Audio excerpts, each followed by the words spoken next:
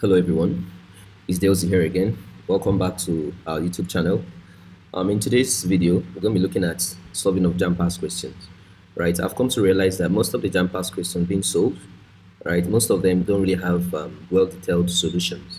Instead, they just give you guys the answers, whether it is A, B, or C, without going further to explain how it is A or B. But in this video, I will be solving and explaining the past questions. All right. So we're starting with 2010. After 2010, I'll go down to 2023. At the end of this window period, that I will be solving JAMB past questions. If you actually pay close attention to this channel, trust me, you'll be able to gain a whole lot that will help you in your exams. And please, before I proceed, it's very important I state that for you to enjoy this video, please tilt your phone or put it in the landscape mode. All right, put it in the landscape mode. All right, because if you put it in the landscape mode, it's going to give you a wider view of the screen instead of putting it in a portrait mode. So I will advise everyone that is watching this video, right, once I move to the next slide, you realize that the screen is divided into two parts. One part is for the questions and one part is for the solving. All right, so for you to best enjoy and to have a wider view, please turn your screen into landscape mode. All right, thank you very much. All right, in this this 2010 JAMB past question, now if you take a look at this, there is actually the first question. They said, what is your paper type? What is your paper type? Now if you look at this, paper type was in the year 2010. Currently now, JAMB is CBT, so the paper type is actually not existent anymore. All right, but if you look at this, the paper type is A. So the answer here is going to be type A. Okay, I already answered this stuff, so I'll just clean it off. So let's take off this. All right, so the first one, since my paper type is A, I'll take here to be A, but since you'll be writing CBT, I don't think CBT has paper type. Right, paper type was when it was paper, right? Now the next question is, which of the following example is a mixture? Which of the following example is a mixture? Well, the answer to this question is actually blood. Blood is a mixture. Common salt, sand and washing soda, they are all compounds, right? Salt is actually sodium chloride, sand is silicon oxide, and of course washing soda, they are all compounds, they are not mixtures. Now question number 3 is calculation. We are asked to solve for the percentage by mass of nitrogen in calcium trioxonitrate. Now calcium trioxonitrate is actually CaNO3 2. All right, this is the compound calcium trioxonitrate. You're asked to solve the percentage by mass of nitrogen. So what it simply means is that what is the mass, what is the percentage in which nitrogen is contributing to the total mass of this compound? Okay, so for us to do that, we'll come here. The formula is percentage of nitrogen equals to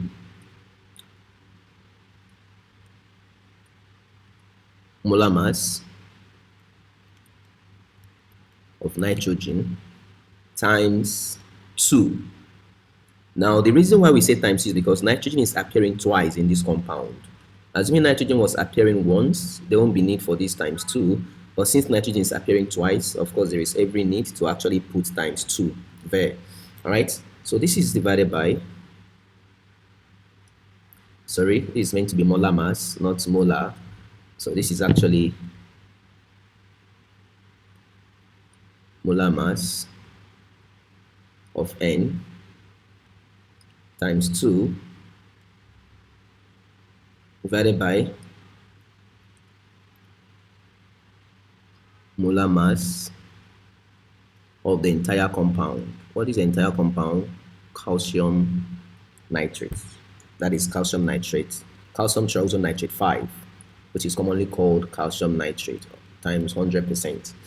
Okay, now from the question here, they gave us molar mass of nitrogen is 14, is already indicated here. Molar mass of nitrogen is 14. Now we have molar mass of calcium trioxonitrate. Now let's solve for this. Now for us to solve this is basically for us to add up the masses of each of these atoms. Calcium is 40 plus, open a big bracket, nitrogen is 14 plus open a bracket. Oxygen is 16, but oxygen is appearing 3 times, so you times it by 3, you close the bracket, and then you put 2 here. So this is 40 plus, now this is 14 plus 48.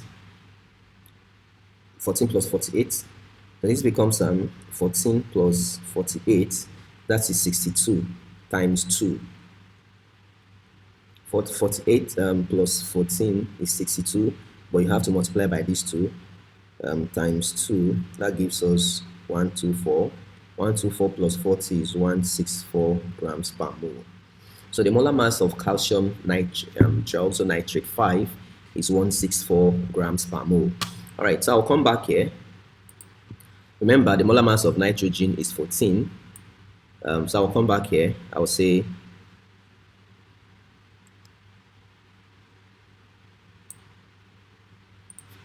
so we have percentage of nitrogen equals to the molar mass of nitrogen is 14 times 2 all divided by 164 times 100. Now if you press your calculator here, this is going to be 14 times 2 times 100 all divided by 164. So the answer here is 17.07, which is approximately 17.1 grams. All right, so this is the percentage of by mass contributed by nitrogen in this entire compound. So the answer to this question is option C. Option C, guys, that's the answer to that question, option C. Okay, the next question is question number 4. So read alongside with me. They said, the droplet of water observed around a bottle of milk taken out of the refrigerator is due to the fact that let's just go straight to the answer. Now let me explain this. If you actually take out a bottle of water, milk or drink from the refrigerator, you always experience this droplet of cold water around the bottle. Obviously, the reason is because the moment you actually take out the bottle from the refrigerator, the surrounding air, the air outside the refrigerator is a bit hotter. All right. So the moment they actually get to see something that is colder, they loses their own heat and then condenses to form water. Remember, the air that is surrounding us is made up of water vapor. All right. The air is made up of water vapor. All right. That is why most of the time you feel some cold air. So the moment you bring out something that is very, very chilled, right, those hot air in the environment will actually loses their own heat and condenses on the wall of the bottle, hence forming droplet of water. So the answer to that question is D. All right, it's actually D. The answer to that question is D. Water vapor in the air around the bottle loses some of its energy to the bottle. Obviously, once it loses energy, it condenses and forms water. All right, so that is the answer for that question. Question number 5 says the volume of a given mass of gas is V cm cube P mmg. Now I'll say V1 equals to V cm cube. Obviously, P1 is actually P. That is what they meant there. Now, what is the new pressure? Now, this is P2 question mark. Sorry, they asked us for the volume. They said, what is the new volume of the gas if the pressure is reduced to half at constant temperature? Now, for the fact that they said constant temperature, okay, let's start this question all over again. Let's just assume we have no idea here. Now they say the volume of a given gas is 4 cm cube PMMGH. What is the new volume of the gas if the pressure is reduced to half? Now that particular question now, it's very, very tricky. For the fact that we are told that temperature is constant. Now, if temperature is constant,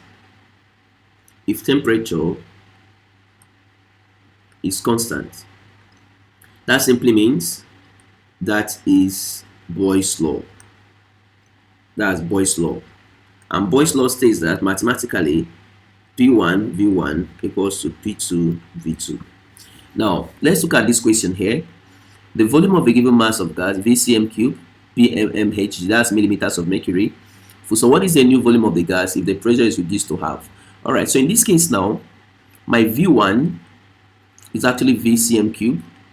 Obviously, I'm still going to take my P1 to be PMMG millimeters of mercury. Now I'm asked to find the final volume. I put a question mark. Now if the pressure is reduced to half, now it simply means that whatever the initial pressure was, which was mmHg, reducing to half is divided by 2. Right? So when you reduce it to half, so this is saying P over 2. That is it. All right. So let's now come back here and then substitute this into this formula to solve this. We'll now say, using Boyle's law,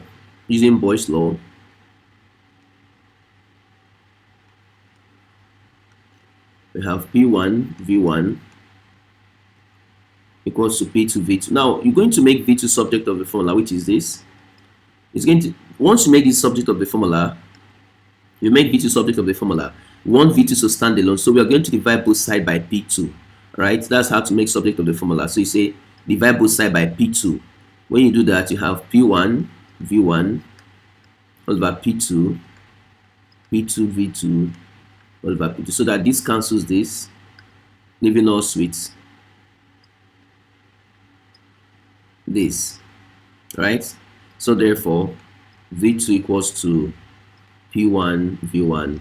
All right, so since we've done that, the next thing we're going to do is to substitute our parameters. P1 was P mmg times V1 was V. P2 was P over 2. All right, P2 was P over 2. Now, once you have something like this, from indices,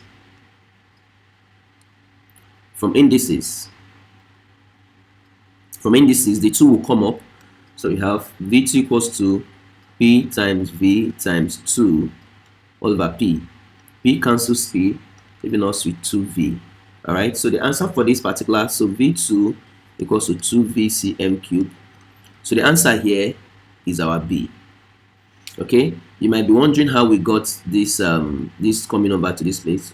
So this is actually basically like saying, this particular one is like saying P times V. Okay, let me actually explain this place now. In indices, is more like saying P times V divided by P over 2. Okay, now when you introduce multiplication sign, remember that anytime you introduce multiplication sign, the values will actually go up. So you have this, the 2 will come up, and this one comes down. So we have this. All right, so this is how we got the answer for this question. All right, let's quickly look at the next question. Now they said moving across, moving from left to right across a period, the general rise in the first ionization energy can be attributed. Please, the answer to this question is nuclear charge. Nuclear charge, right? Because now look at this. Let's take the second, this is the first table of the periodic table. Hydrogen 2, 3, 4, 5, 6, 7, 8. Now let me explain something here. Now this is hydrogen, this is helium, this is 3, atomic number of 4, boron is 5, carbon is 6, nitrogen is 7, oxygen is 8, fluorine is 9, neon is 10. Now look at this. As you move across the period, because period is a horizontal, as you move across the period, atomic number is increasing. And as atomic number is increasing, the number of proton is increasing, because proton number is same thing as atomic number. So as you're moving across the period, atomic number is increasing, and as atomic number is increasing, proton is increasing. Remember that proton is always positive charge. All right, and where does proton reside? Proton resides in the nucleus of an atom. All right, so if somebody should ask you what is the charge of the nucleus, charge of the nucleus is positive charge, because proton is actually residing in the nucleus. All right, so nuclear charge is a charge of the nucleus. And what is a charge of a nucleus? Proton. All right, so charge of a nucleus, all right, charge of a nucleus, charge of a nucleus, it's same thing as nuclear charge, is the proton. So as you're moving across the period, right, of the periodic table, the nuclear charge is increasing due to the increase in the atomic number. Okay, so let's move down to the next question.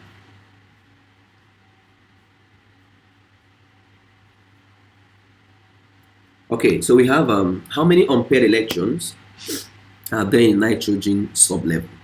Now, first, nitrogen has this. This is 1s2, 2s2, 2p3. Now, if I should draw, p orbital is actually degenerate. If I draw this,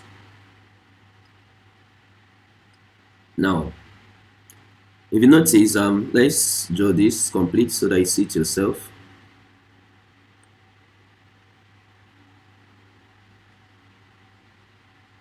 Okay, so we are done. So the first selection enters there, and the second one enters.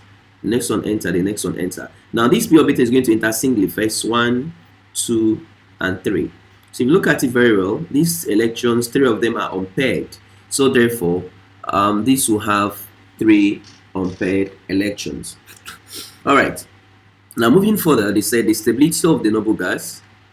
The stability of the noble gas is due to the fact that, now listen up. Remember, every atom, the main purpose of atoms undergoing bonding is so as to attain the stability of a noble gas. Now, what is the stability of the noble gas? Noble gas are stable because they have a complete outer shell electronic configuration, which is the duplet for helium. Duplet helium because helium has just 2 electrons in the outermost shell, whereas every other member of the noble gas have 8 electrons in the outermost shell. So, the stability of the noble gas is due to the fact that they have duplet or octet electron configuration. Okay, now so let's look at the next question. Question number 9. Question number 9. The maximum number of electrons in the L shell of an atom is. Now, this is an atom. This is the first shell. This is the second shell. This is the third shell. This is K, L, and N. Now, if you noticed, now, this is what we call principal quantum number. Principal quantum number. Principal quantum number. Please, principal quantum number has a symbol of N, and the work of this, it describes the shell. It describes the shell. All right. So the first shell, which many of us know as K from secondary school, this is N equals to 1. The second shell is N equals to 2, and the third shell is N equals to 3. All right. Now, if you're asked to find the maximum number of electrons in any of these shells, all you just need to do is for you to actually know that the first shell is principal quantum number 1, the second one is principal quantum number 2, the third one is principal quantum number 3. Okay. So in this case, the maximum number of electrons in L shell, now remember, is always equals to 2n squared, where n is the principal quantum number. So this L shell is a second shell, so n is equals to 2. So this becomes 2 into 2 square. 2 square is 4. 4 times 2 is 8. So the answer for this is option B. So the maximum number of electrons in the L shell of an atom is 8, guys. Very simple and straightforward. All right. So we look at the next one that says elements in the same period in the periodic table have. Now let me just tell us something now. Right? Let me tell us something. Now, elements in the same period have the same number of shells. They have the same number of shells. Obviously. Elements in the same group have same properties, chemical and physical properties. Right? Take note of that. Elements in the same shell, in the same period, have same number of shells. Elements in the same group have same properties, physical and chemical properties.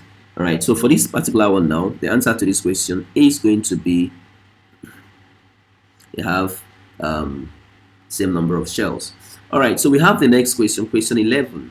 All right, they said the reaction above illustrates alpha decay, artificial transmutation, nuclear fission, nuclear fission. Now, briefly, this is actually um, alpha decay is actually a radioactive process, right, where a large nucleus disintegrates to give a daughter nucleus by loss of by undergoing changes in its atomic number. All right, that process is called transmutation. Okay, now artificial transmutation is a process where artificially we are actually trying to combine two atoms to actually form something else. Okay, now nuclear fusion, as the name implies, is coming together. All right, so when in nuclear fusion, two nucleus comes together to produce a new nucleus with loss of energy. So this energy here, this particular energy here, is actually what is giving me the expo that it is nuclear fusion.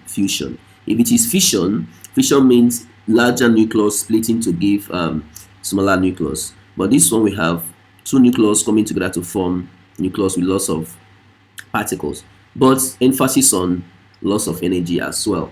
Okay, so the next question is a noble gas with a high power of forge penetration used in the answer to this question is neon. We are definitely going to check the question. The answer is neon already, so let's check out. Okay, so there is neon here, option number D. All right, so let's look at the next question. They said permanent hardness of water can be removed by. All right, you cannot remove hardness of water by filtration. You cannot do that by boiling. You cannot do that by adding. So you're definitely going to do that by adding soda, caustic soda. All right, it's perhaps temporal hardness that can be removed by boiling. All right, substances. Let's look at question number 14. Substances employed as drying agents are usually A. amphoteric, B. hygroscopic, C. efflorescent, D. acidic. Right, the answer to this question is not amphoteric. Amphoteric is actually a property of a compound that makes it to react, that makes it to act as an acid and also as a base. All right, hygroscopic is actually the ability of a substance to absorb water and not form a solution. So the answer to this question is B. You may want to ask yourself, what is efflorescence? Efflorescence, just like hygroscopic, they will absorb water. But then, efflorescence definitely is going to lose water. Efflorescence will lose water of crystallization when exposed to the atmosphere. Deliquescent are substances that they absorbs water just like hygroscopic substances, but then they do not form solution. But then they do form solution. Hygroscopic absorbs water, but they do not form solution. Deliquescent absorbs water, they form solution. Efflorescent loses water when exposed to the atmosphere. All right. The next question, question number 15. An interesting question. They say we should calculate solubility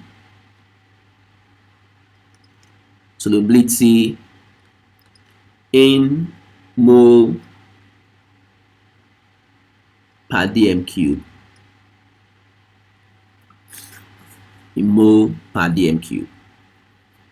All right, the formula to use to solve this is equals to mass of solutes all over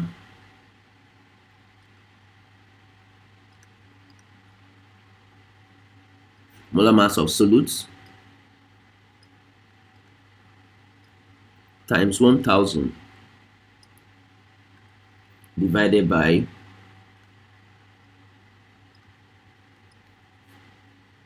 volume of solvent in cm cube. All right, so let's look at the solute here in this question here. The solute here is copper sulfate, and the solvent here is water. Now, the mass of solutes, they give us to be 40 grams. Now, molar mass of solutes molar mass of CuSO4. Now, for us to get the molar mass, we're going to add up the masses of these atoms. Copper is 64, sulfur is 32, plus oxygen is 16, but it's appearing how many times? 4 times. So this is going to be 64 plus 64 plus 32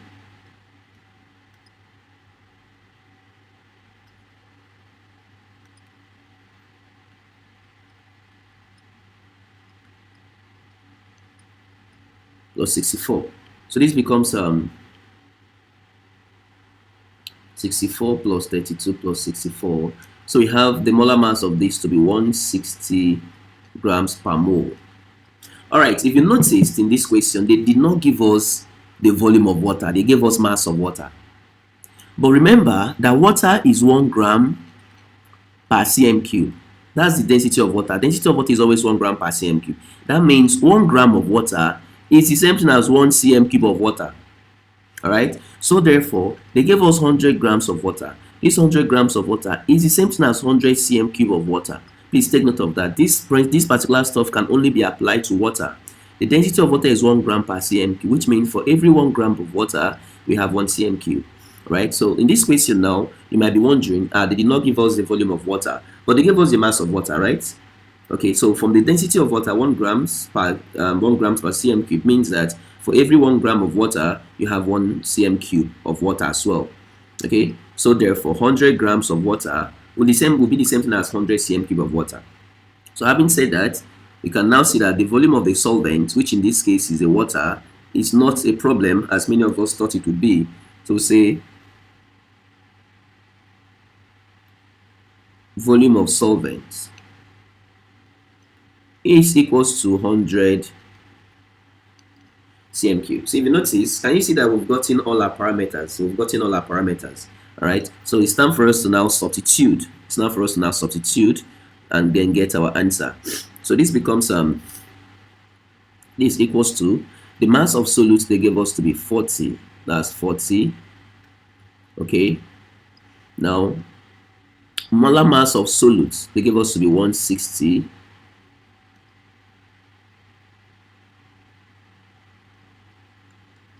Times 1000. All right, volume of the solvent is 100 cm cube. All right, so let's see what we're going to have here. Let's see what we're going to have here as our answer. So this becomes equals to this cancels this cancels this cancels this. So we now have 40 divided by 16. So our answer here is 2.5 mole per dm cube. So that is the answer for this particular question. So the answer for this is B, 2.50. Okay, so that is that for a particular question. I believe you guys are actually following. Please make sure you actually share the video with your friends and colleagues. This is actually very perfect and nice. You don't really have to stress yourself. Just at the comfort of your home, solve past question. All right, now the next one is said coffee stain can be best removed by, the answer is a solution of borax in water. Okay, there's nothing much to really stress ourselves about it. Question 17 said carbon 2 oxide. Please, carbon 2 oxide is same thing as carbon monoxide. It's considered dangerous because if inhaled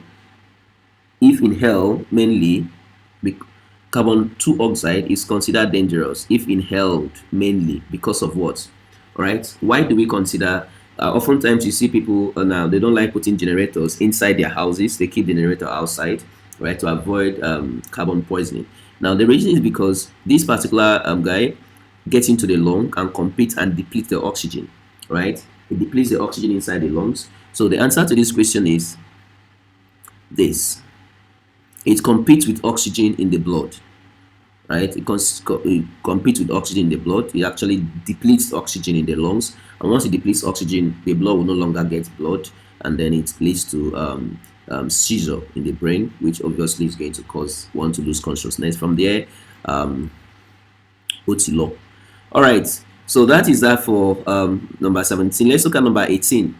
They said the acid that is used to remove rust, obviously, if you actually take your mind back, your hypo smells like chlorine to some extent, all right, but it's actually not chlorine. So the answer to this question is hydrochloric acid. Hydrochloric acid. Okay. Now they said calculate the volume of 0.5 mole per dm cube H2SO4 that is neutralized. Now for the fact that they said this is neutralization reaction, right? That means it's a titration reaction, all right? So since it's neutralization reaction, is titration. Okay, so here we have H2SO4 reacting with NaOH to give us Na2SO4 plus water. That's the equation of the reaction. Now let's see if this equation is balanced. If it's not balanced, we're going to balance it, right? And then get our mole ratio. So let me take this a bit back so I can have enough space to write. So we'll have all right, if you look at this, sodium is 2 here, but sodium is 1, so I put 2 here. Sodium is balanced. Hydrogen is balanced as well. So the mole ratio here is 1:2. That means number of mole of acid is 1, number of mole of base is 2. All right. So volume of they say calculate the volume of, okay, so let's put it out. Calculate the volume of 0.5 mole per dm cube H2SO4. H2SO4 is the acid. So what we are asked to find is VA, question mark, volume of the acid. All right. Now, the molarity of the acid, Ca, concentration of the acid is 0.5. Okay. Now, the number of mole of the acid from the reaction we just did now, you can see is actually 1. Now, let's do for that of the base. Volume of the base is 25 cm cube. Now, concentration of the base is 0.1, and then the number of mole of the base is 2. All right. So, which formula are we going to use here? We're going to use Ca Va all over Cb Vb equals to Na over Nb. Okay. So let's erase this top side so that I can have enough space to write. So we'll say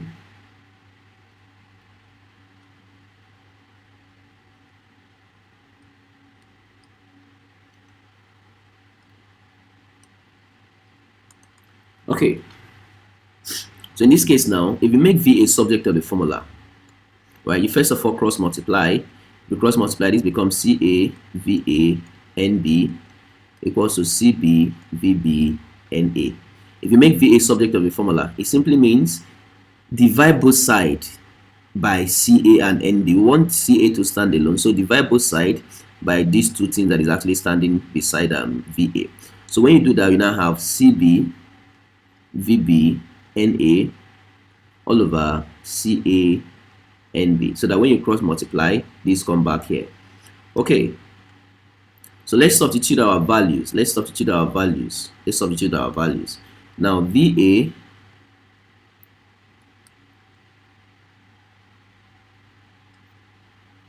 becomes equals to, what is the value of Cb that we got here? 0.1. What is the value of Vb? 25. What is the value of Na? 1. What is the value of Ca? 0.5. What is the value of Nb? 2. Okay, so if you press your calculator here, we're going to have 0.1 times 25 divided by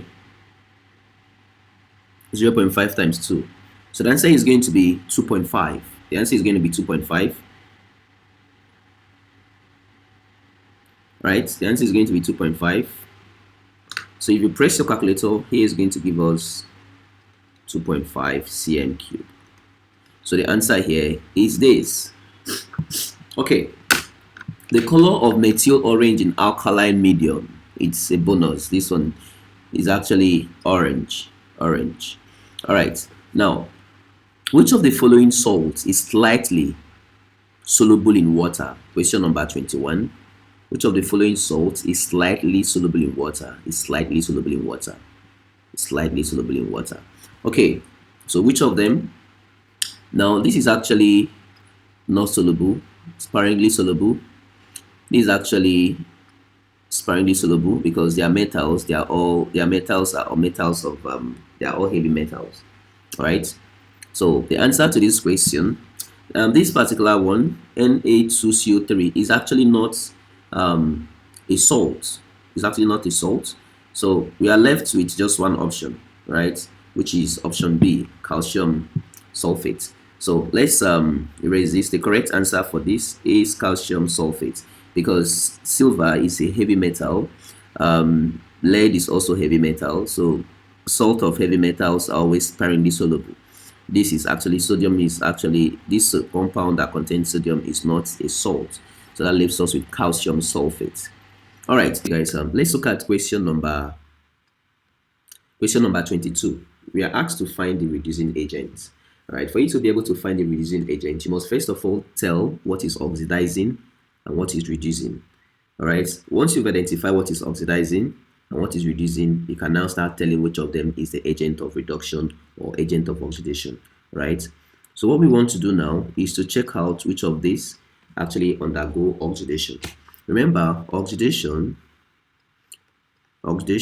is gain of oxygen, right? Whereas reduction can be seen to be loss of oxygen. Now, let's see what I've gained oxygen and let's see what I've lost oxygen, right? Let's carefully check it out and see what we're going to find. Now, in this case now, silver had oxygen here, but here there is no oxygen. That means silver have lost oxygen. So that means this particular stuff is undergoing reduction. Silver had oxygen here initially, but if you look at the product, silver has no oxygen. That means silver have lost oxygen. So it means that this entire compound is actually undergoing reduction. All right. Now, if you look at the next, you look at this other one. This particular guy here, phosphorus. If you look at phosphorus, phosphorus initially did not have anything like oxygen close to it. Right? There's nothing like oxygen in this phosphorus. But look at this phosphorus here. There is oxygen. So this guy have gained oxygen from where it was. It has gained oxygen. So this guy is undergoing oxidation. All right. Now, since we've actually understood this, silver in this first example, silver here had oxygen, silver here had no oxygen. So it has moved from oxygen to no oxygen, reduction. Phosphorus had no oxygen. Phosphorus here has no oxygen, has oxygen. So phosphorus has moved from no oxygen to 3 oxygen. That is oxidation reaction. All right. Now, if you notice, I did not make mention of hydrogen because hydrogen is actually not undergoing reduction or oxidation. It's just there, right? Now,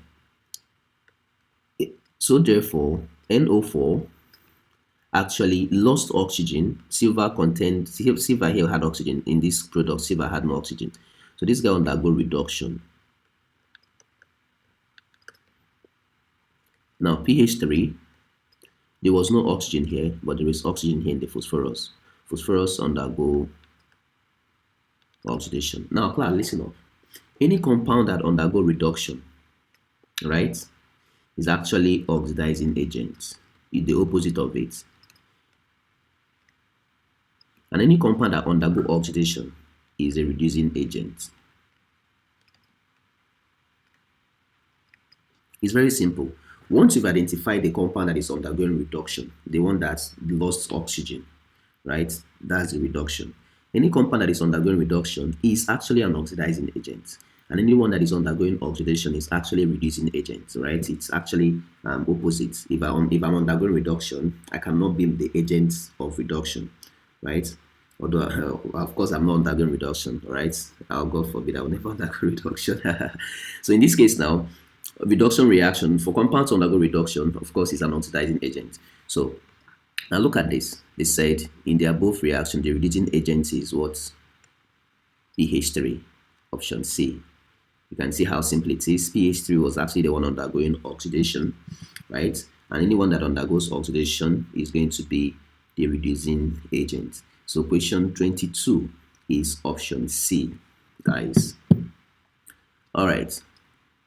So let's move to the next question. Fast.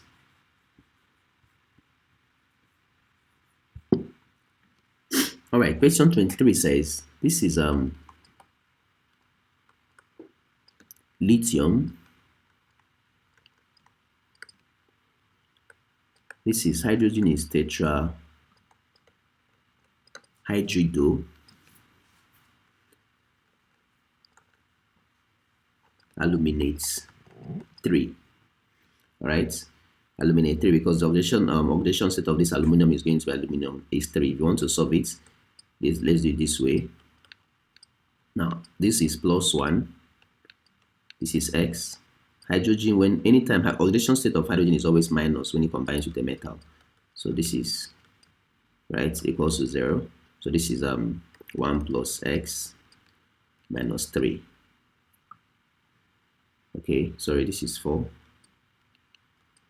So equals to 0. X equals to 4 minus 1. This is plus 3.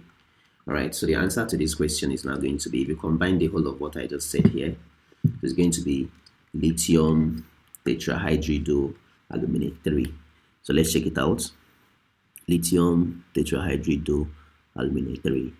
Okay, so question 23 is A. All right, now let's look at the next question number 24.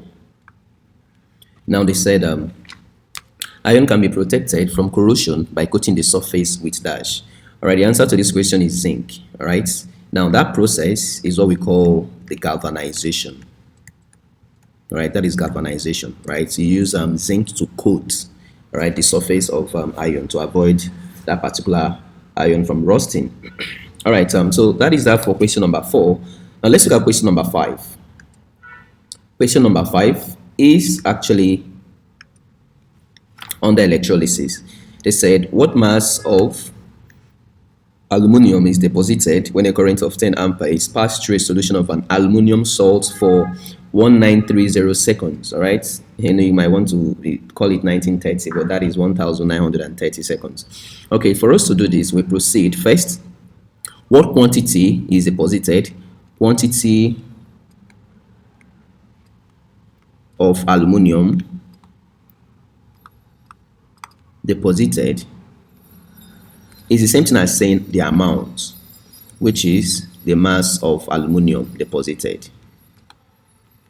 Okay, now we call it a symbol of M, question mark, because that is what we are asked to find. All right, now the current, remember current has a symbol of I. Current has, they gave us current to be 10 ampere, and then it's passed through a solution of an aluminum salt for the time here, which is T, is given to us to be, our time is given to us to be 1930 seconds.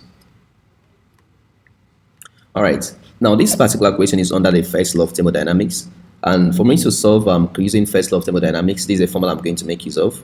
Now not first law of thermodynamics, Faraday first law of electrolysis. All right, this question is under electrolysis. This is under electrolysis, right? And we know that the laws of electrolysis, we have 2 of them, which is the Faraday first law and the Faraday second law of electrolysis. All right, so this particular question is under Faraday first law of electrolysis, and the formula to use in carrying out any calculation that pertains to Faraday first law of electrolysis is actually mass over this molar mass. The capital letter M is molar mass, the small letter m is the mass, which is the quantity or the amount we are asked to find. Now this is I times T all over NF.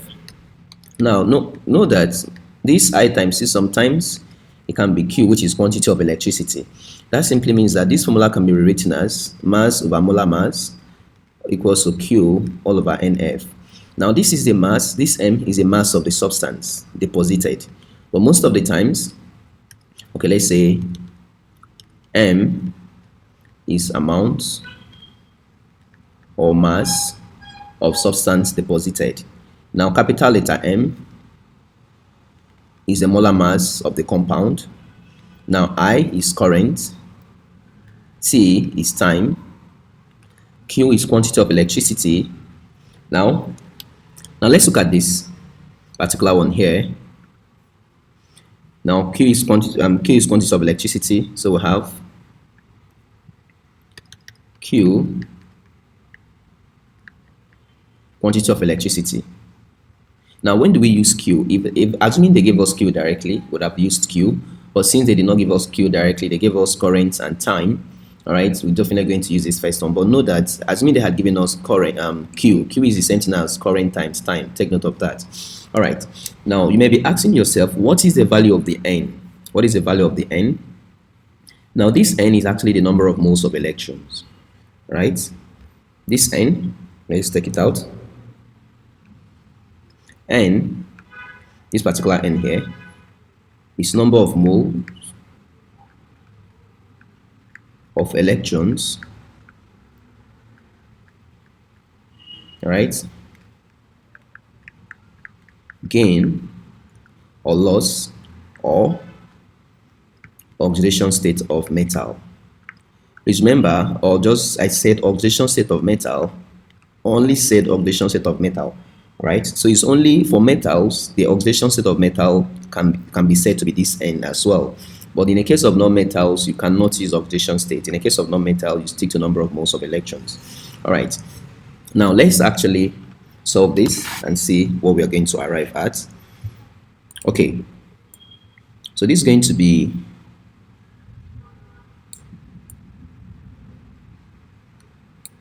now aluminium is always having a charge of 3 plus. Right, so this is oxidation state of aluminium. So N for aluminium is going to be 3. So the reaction of that guy is going to be this, giving us this. So when aluminium ion gains 3 electrons, it becomes aluminium solid. So that is why we say this N here, this 3 here is the number of electrons gained by aluminium, right? Or this 3 here is oxidation state of aluminium. So in this case now for metals, the number of metal loses electron, right?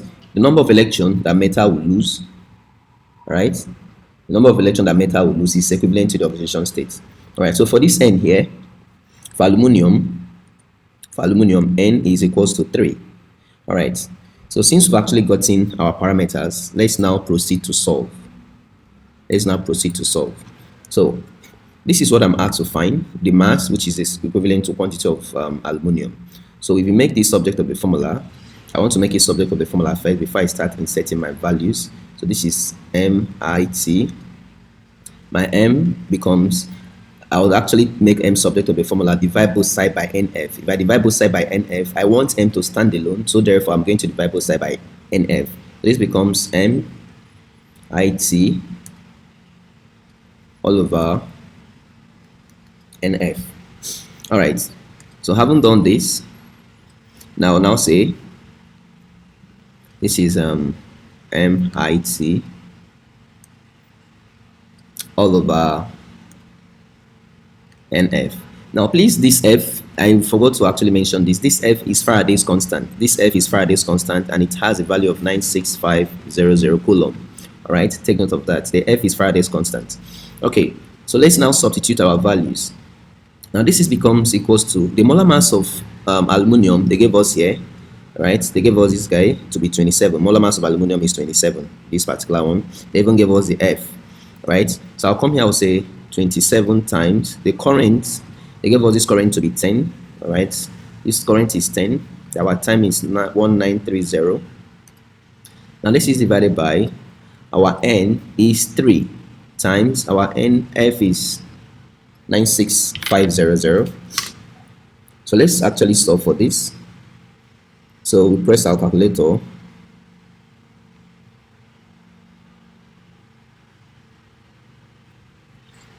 Okay, if you have your calculator, please place. I'm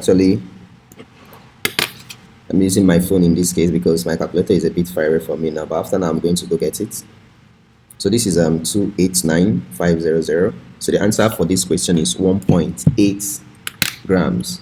So this is equals to 1.8 grams. So the mass of aluminium is 1.8 grams. Now let's actually look at to see if there's any option like that. Obviously there is option B, which is 1.8 grams. All right, you can see how simple it is. You can actually pause the video or replay the video gently so that you understand every single step I took to actually get this answer. All right, now the next question says which of the following is the entropy change positive? Now remember that entropy is delta S, entropy change. Now entropy is the degree of disorderliness or randomness of a body or a system. All right, it simply means that the more disordered a system is, the higher the entropy. I'll give you a typical example. If you actually smash a glass cup on the ground, right, the glass cup on hitting the ground, of course, is going to scatter and turn into pieces. Right, as pieces, it is more disordered than when it was as a glass cup. So in this case now, the entropy will be high. Anything that leads to disorderliness is always going with increase in entropy. All right, an increase in entropy indicates a positive entropy. Now let's look at the options. Now, thermal dissociation of ammonium chloride. This is ammonium chloride, right? A single compound coming together, giving rise to two compounds. So realize that this was more ordered, and this is giving rise to something that is disordered, two compounds. Now this one is reaction between an acid and a base, two things coming together to form one. Nope, of course it's actually not disordered, it's going towards orderliness. Addition of sulfuric acid to water. I've not really done anything because both of them, they are still in a liquid form, right? The solution of salt metal, sodium metal in water. Nope, I've not really done anything because the water is not going to splash or do what. But the first one here is the answer to that question, because if you dissociate compound, dissociate means we're actually breaking down the compound so that one compound will give rise to two or more compounds or atoms. All right, so the answer to that question is A. For 26 is A. Take note of that. Now for 27, they said if a reaction is exothermic and there is great disorder, it means that there'll be a large increase in the free energy, because if something is actually disordered, obviously there is enough energy for that compound to actually, attain that level of disorderliness. All right, so the answer to this question is C. Now in 28, question 28, they said in the preparation of oxygen by heating potassium trioxochlorate. Now if here we have this, this is going to give rise to Cl plus O2. I have to balance the equation. I'll put 2 here, I'll put 3 here, and I'll put 2 here. All right, now we have manganese oxide as the catalyst. Now remember that the work of a catalyst, if I have this to be the reaction progress of the reaction, now this is actually going to be something like this, where this point is the activation energy or energy barrier, activation energy or the energy barrier. Now it's going to take this reactant to actually possess, this is EA, energy of activation. This reactant must gather enough energy to cross up to this point, right? And in the case of the energy, what is going to give him the energy is when you heat the compound, right? So if you heat this compound, it's going to gain energy to get to this point. But if I decide not to heat the compound, if I add a catalyst, the work of a catalyst is going to create a new pathway. The new pathway is going to lower this energy. So instead of this guy to move up to this point, it's not going to move here. So therefore, I'm going to lower the energy barrier, right? This was how it was initially. This was the length, right? But when you introduce a catalyst, the catalyst is going to reduce that energy barrier, right? Now, this is not what you're going to have. You're no longer going to have this.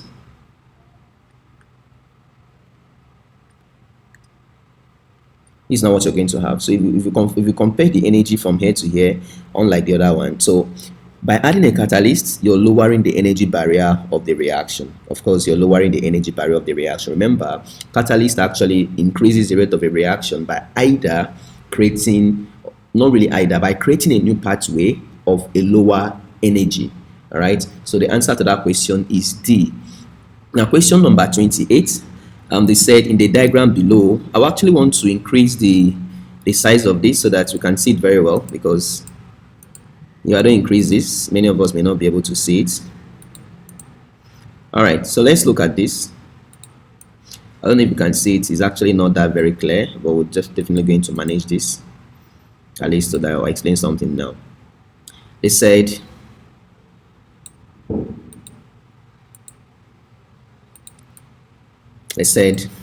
the graph above demonstrates effects of dash. Now, I don't really need to even stress myself on this. Yeah, I want to show something now. Sorry, I don't need to stress myself. Here, these points, what they wrote down here, let me write it out, is powdered marble. And here, what they wrote down there is, sorry, I think that is actually not clear enough, is marble chips. Now, chips is actually more like a more stone form, right? In a stone form, that is chips. But powdered is actually something that has been grounded. So if you notice that for the fact that you have powdered marble and have marble chip, this boils down to surface area. This is actually boiling down to surface area. You don't really need to even stress yourself for that. There is a powdered marble and there is a marble chips. So obviously it boils down to surface area, right? So they said the graph below demonstrate the effect of surface area. Now let's look at the options here. Let's look at the options. Now, they said A, surface area on the rate of the reaction. Absolutely. That is the answer to that question. Absolutely. Why did I choose that? Because there is actually a marble chip and there is a powdered marble. Powder and chips basically is the surface that is actually differentiating them. I'll give you a typical example, right? You have let's say you have a gravel, like gravels, actually stones and sand, right? Most of the times when you actually ground and when you grind the stones, it becomes sand. So it's basically the surface area. So the answer to that question is surface area. All right, so that is 29. And let's look at question number 30. They said, what happens to the equilibrium constant of the reaction above if temperatures increase? Let me actually take time to write this out. We have this reaction to be 2H2 plus O2 giving us 2H2O. Now they said delta H. Now, for the fact that this delta H is negative, it is exothermic reaction. It is exothermic reaction. Class, remember, equilibrium constant is affected by temperature, right? But you need to be very, very careful if that particular reaction is exothermic or endothermic, right? Now, let me show something. For exothermic, that's delta H is negative. Let me show something now so that after which we look at the options and then choose for ourselves. For exothermic reaction, increase in temperature, right, decreases equilibrium constant. Increase in temperature decreases equilibrium constant, whereas decrease in temperature increases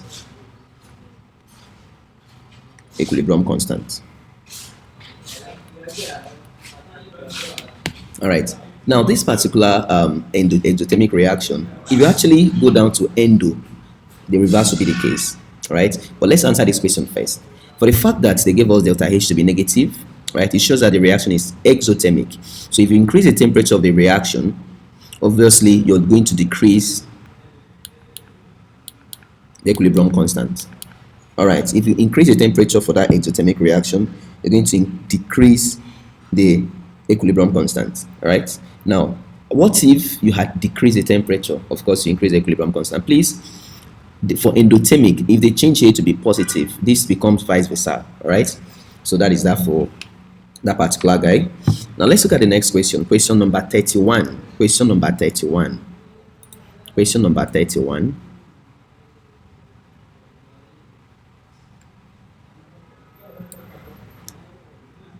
Question number 31. Now, they said to a solution of an unknown compound, a little dilute H2SO6 is added. Right. The brown ring observed after the addition of the stream concentrators confirm the presence of nitrogen oxide. Okay, nitrogen oxide. All right. Please, for this particular question number 32, I'll skip this question because I'm not seeing this diagram very well. I'm not seeing it very well, so I don't want to. It's very blurry, right?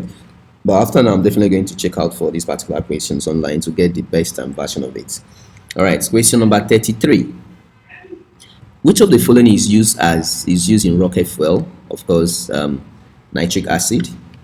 Which of the following is used in rocket fuel is nitric acid. Now, let's look at the next question.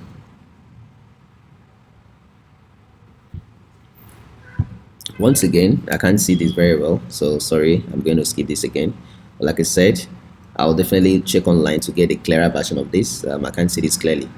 All right, now it said a constituent common to bronze and solder is what? Guess what? The answer is tin.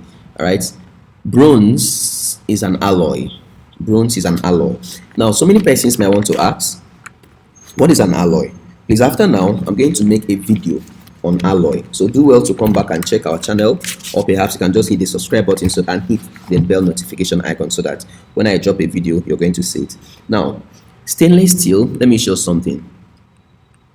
Stainless steel contains the following metals. We have iron, we have, okay, sorry, it's actually not stainless steel we are talking about. It's actually bronze. Bronze is an alloy that contains copper and tin, which has a symbol of Sn.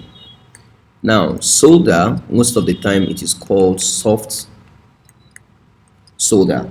Soft solder contains lead and tin. Now, you may want to ask what is soft solder. Obviously, what most phone repairers use in soldering electrical tools, electrical appliances. So if you notice, bronze contains tin, which has a symbol of Sn, and solder also contains tin. So the answer is tin. Okay, so let's move down to the next one. Now we have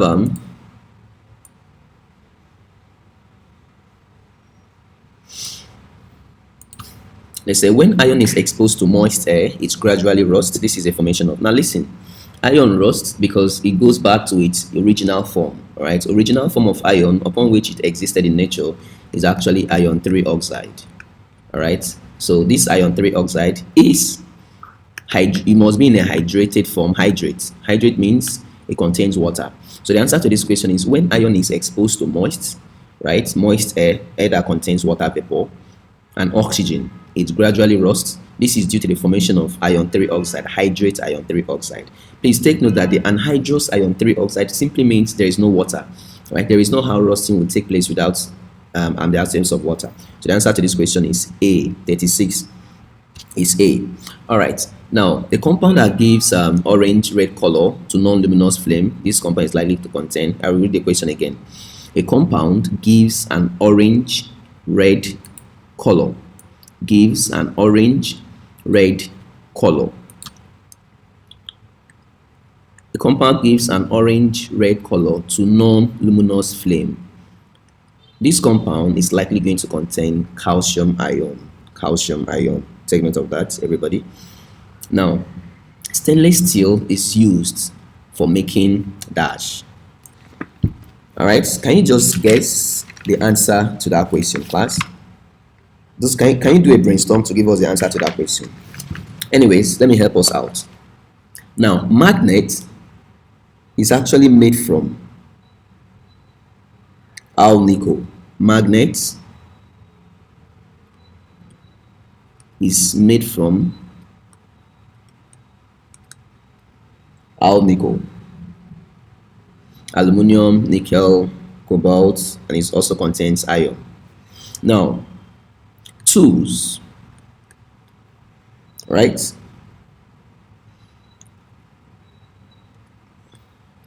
Tools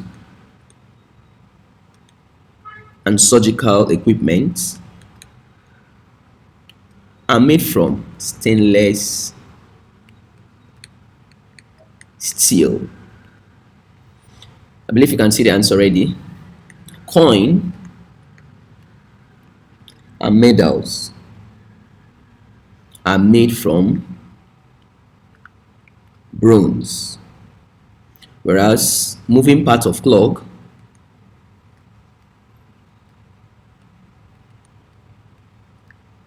are made from brass.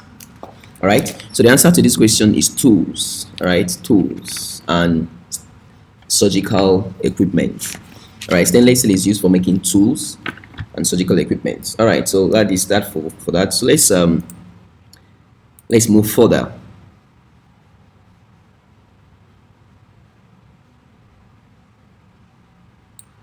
Let's move further. The residual solid from fractional distillation of petroleum. All right, the residual solids, the bitumen and the rest of them, they are using, roads, and can also be used to coat pipes. All right, to avoid rusting. It can be used for cracking. It can be used for this. So take note of that. The residual solid from fractional distillation of petrol are used in coating pipes and of course using repairing of roads. Now 40, the IUPAC name of the compound is dash. Now first, you cannot get that compound if you don't write it out. Well, you have CH3, we have CH2, we have CH, we have C3, H7, we have C2, H5. I'll help us out. So this is more like saying CH3. The CH2 is 3 times this, so repeat it. This is 1, 2, 3. CH. Now this C2H5 can be written as CH2, CH3. And this C3H7 can be written as CH2, CH2, CH3. So this is in interpretation of this. Now this is the C2H5. If you count the number of carbons there, it's an hydrogen. It corresponds to C2H5. This is C3H7. All right. So let's actually number this. All right. We check the parent chain. So we start by saying this is 1, 2, 3, 4, 5, 6, 7, 8. Now I already checked this and I know that this is a parent chain. If you actually use this other one, this is 1, 2, 3, 4, 5, 6, 7. So 8 is a parent chain. And numbering it from this side, once you've identified the parent chain, this inside the bracket becomes a substituent. This becomes a substituent. All right. Now if you start numbering from the left hand side here, this is 1, 2, 3, 4, 5. The substituent is at number 5. Unlike if you start numbering from here, it will be at carbon 3. So in this case now, our answer becomes, this is ethyl. This is actually ethyl. So our answer becomes 4 ethyl octane. So let's check which option is that. 4 ethyl octane, option B. All right, so that is option B. Okay, so let's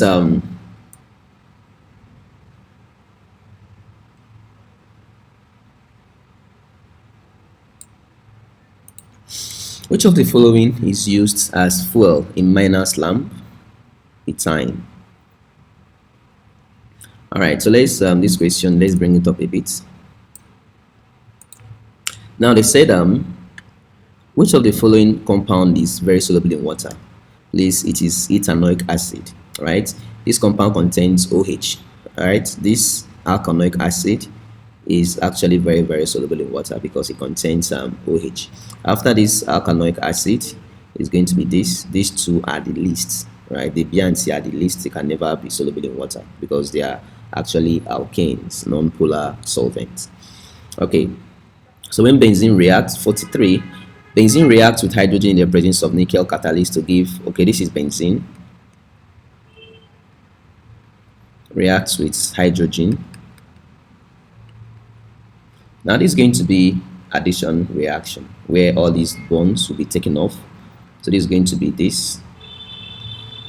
These bonds will be taken off. We have 3 hydrogen here, 3 moles of hydrogen. That's 6H. 3 times is 6. So they will be added across the double bond. So this is going to give us cyclohydrogen. hexane. So anytime benzene reacts with hydrogen in the presence of a nickel catalyst, the answer is always going to be cyclohexane. What is cyclohexane? A six-sided ring compound. This is cyclohexane. Okay, so we're almost done with this particular one.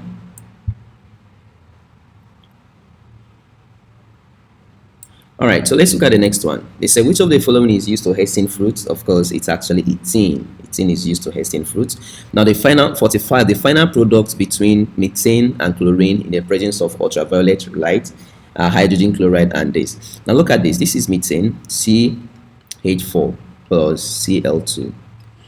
Now, class, the final product, this reaction is a substitution reaction. It's substitution reaction. This reaction you're seeing here, take note of that in case they ask you in exam. Alkane reacting with halogens is a substitution reaction. Now, in these reactions, the entire hydrogen of this alkane will be substituted by chlorine. So the end product is always CCl4 plus HCl. And this is carbon tetra because you can see for tetrachloride. And this is option number C. Right, so the final product is always carbon tetrachloride because this reaction is a substitution reaction. If this entire hydrogen is not completely substituted, the reaction is not going to stop. So when you substitute this entire 4 hydrogens, this is what you're going to get. Okay, so we actually move further a bit.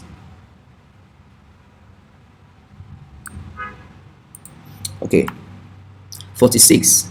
The correct order of increasing boiling points of the following compound. Now this is C3 H7OH, and this is C7H16, and this is C4H10.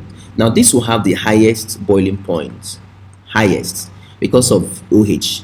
The presence of OH will bring what we call hydrogen bonding. Hydrogen bonding is actually what is responsible for alcohol to exhibit high boiling point. They ask you which feature of alcohol makes it possess a high boiling point. Is hydrogen bonding. All right, hydrogen bonding is actually a bond between oxygen, hydrogen, and oxygen, or fluorine or nitrogen. So this alcohol is going to be the highest in terms of boiling point. Now between these two, now which of them is going to come next? This will be the next, because both of them are alkanes. Boiling point increases as a carbon chain increases. This contains 7 carbons and this contains 4 carbons. So this will be more. This will have more boiling point than this. However, this compound, although it's having 3 carbons, okay, it's expected that since it has 3 carbons, it's supposed to be less in terms of the boiling point. But no, this hydrogen bonding is an intermolecular force that holds that molecules together. So if you must break that force, you must increase the boiling point of that guy, or you must boil it further.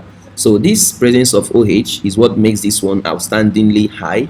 Between these two is just carbon and hydrogen, no oxygen, no OH present here. So the carbon, the one that have more number of carbon atoms in a straight chain will possess a high boiling point. So the compound is going to be, this is going to be C4H10. This will be the least, followed by C7H16, and then the highest is C3H7OH. That is option B. All right. Now let's look at question number 47. Question number 47. Question number 47. It said one of the major uses of alkane. One of the major uses of alkane is dash. The answer is actually A, as domestic and industrial fuel. Bam. As domestic and industrial fuel. That is it. Now 48, it said the haloalkane used in dry cleaning industry are trichloromethane and tetrachloromethane. This is methane. Trichloromethane means replacing 3 hydrogen with 3 chlorine. Tetrachloromethane is this. So both of them are useful in cleaning industries, right? Now let's look at the next one. Now they said 2 hydrocarbon X and Y were treated with bromine water. X decolorizes the solution, Y did not. Now take note. Test. Now let's say this bromine water test is used to test for unsaturation. Bromine water test is used to test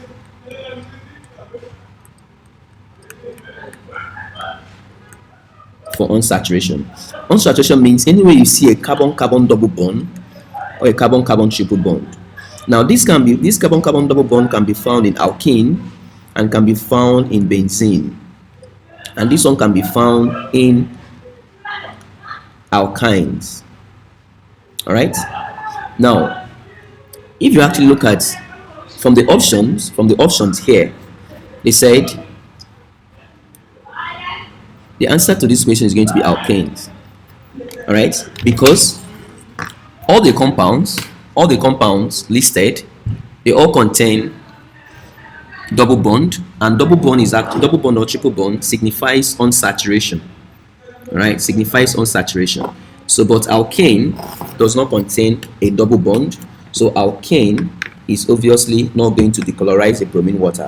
Right, alkenes, alkynes, and benzene, once they react with bromine water, they will change the color of bromine water from reddish brown to colorless. Right, but alkanes do not, because alkanes, they possess carbon-carbon single bond. For anything to decolorize bromine water, it must either contain a double bond or a triple bond. Now, let me write out the structure of the compound so that you understand what I'm talking about.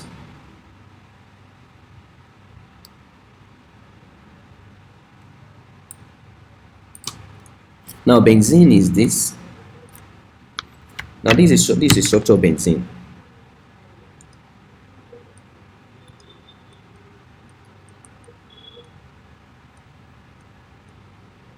There's a double bond, carbon-carbon double bond. Now, alkynes contains carbon-carbon triple bond.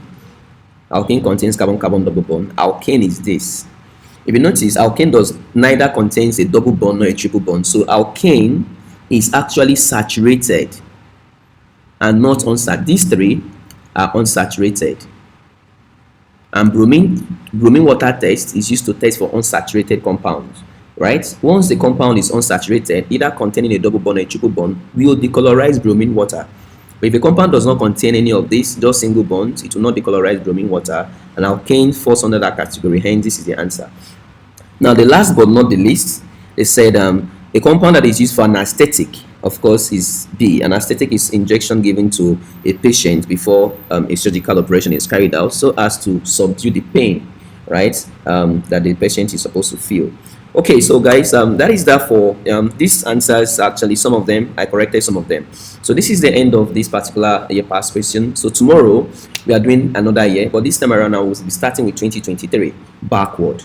Right? Please do well to hit the subscribe button and also the notification bell icon, so that once I drop a new content, you actually be the first to get notified. Do well to also tell your friends about the class. Right? Physics and chemistry as well as biology will be dropping on the group within this week. Thank you very much for your time.